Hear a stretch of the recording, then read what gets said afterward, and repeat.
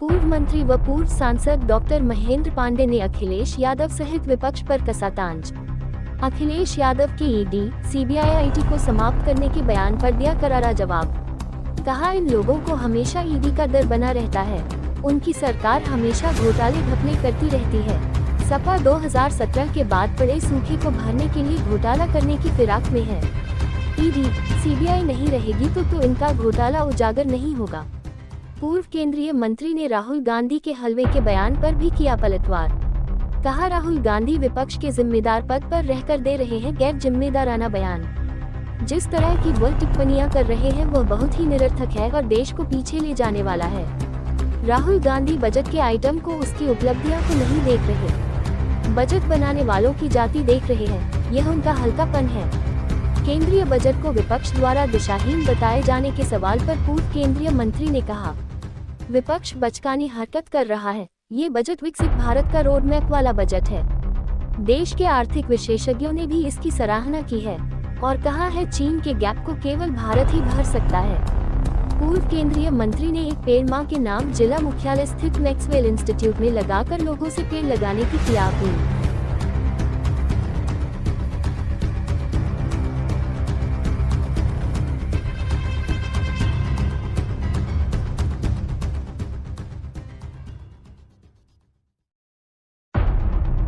मंत्री जी, क्या कार्यक्रम है आज यहाँ पर?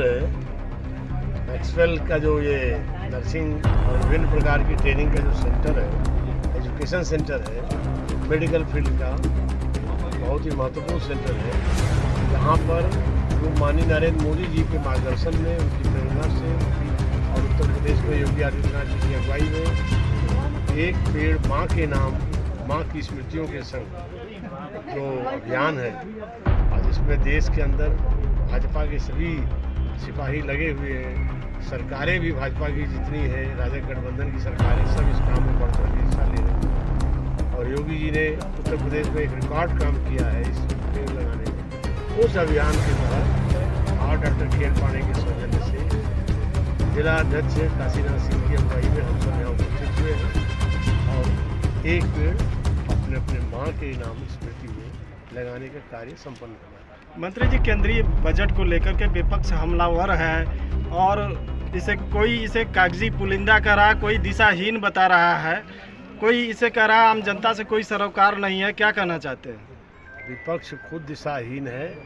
विपक्ष इस समय संसद के अंदर बहुत से बचकाने काम कर रहा है। संसद के अंदर रोजगार से भरा हुआ और हर वर्ग को और मध्यम वर्ग सहित सभी वर्गों को लाभ पहुंचाने वाला और विकसित भारत के रोड मैप का ये बजट है, जो भारत को अमृतकाल में बहुत ऊंचाइयों पर बहुत आगे ले जाएगा। और इसी नाते देश के अंदर सभी आर्थिक विशेषज्ञों ने इसके पक्ष में अपनी टिप्पणियां की हैं। यहाँ तक कि लोगों ने समाज में आने वाली दुनिया में भारत इस तरह से आगे चलता रहा तो बहुत चीन से भी जो गैप खड़ा होगा दुनिया में, उस चुनौतियों को भारत ही भर सकता है, ऐसा दुनिया का विश्वास है। और उस तरीके का नरेंद्र मोदी जी की पार्ट 3 की सरकार अपनी शुरुआत की है और बजट उस दिशा में बड़ा कदम। जो हलवा है केवल जनरल कैटेगरी को मिल रहा है, जिसमें SC ST OBC कहीं नाम ही नहीं है। राहुल गांधी जिस तरह फोटोबाजी पार्लियामेंट के अंदर कर रहे हैं, विपक्ष के नेता के अति जिम्मेवार पद पर गैर जिम्मेदाराना हरकतें कर रहे हैं और इतनी हल्की टिप्पणियां कर रहे हैं। आज हम बजट बनाने वाले विशेषज्ञों को अगर जात के चश्मे से देखेंगे, उनके ज्ञान, उनकी सामर्थ्य को नहीं देखेंगे, उनके अध्ययन को नहीं देखेंगे, तो ये बहुत बड़ी नासमझी होगी। और जिस तरीके की वो टिप्पणियां कर रहे हैं वो बहुत ही निरर्थक है और देश को उल्टी दिशा में ले जाने वाला है। बहरहाल देश उस दिशा में गंभीरता से इस चीज़ों को समझ रहा है और कहीं से भी उन्होंने संसद के अंदर ये कितनी शर्मनाक बात है कि बजट में जितने आइटम हैं उस पर कोई टिप्पणी नहीं की, उस पर कोई तर्कपूर्ण बहस नहीं खड़ा किया। वह बजट बनाने वालों की बिरादरी देख रहे थे, ये उनका हल्कापन। अखिलेश यादव ने आज रेल दुर्घटनाओं को लेकर के भाजपा पर तंज कसा है कि सरकार भाजपा की आई है तब से रेल दुर्घटनाएं और पेपर लीक में होड़ मची हुई है। देखिए, रेल एक नियमित एक बड़ा नेटवर्क है। छुटपुट कोई बात आ जा रही है तो उसका तत्काल समाधान हो रहा है, और उसको लेकर के जिस तरह से ये राजनीति की जा रही है वो राजनीति शोभनीय नहीं है। ऐसे ही अवसर होते हैं जब सभी दलों को दुर्घटना हुआ, मानवीय सेवा का कार्य हुआ, इसमें मिल के सोचना पड़ता है, मिल के चलना।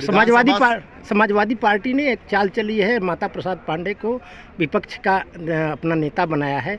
इस पर क्या प्रभाव ब्राह्मण मतदाताओं पर पड़ेगा?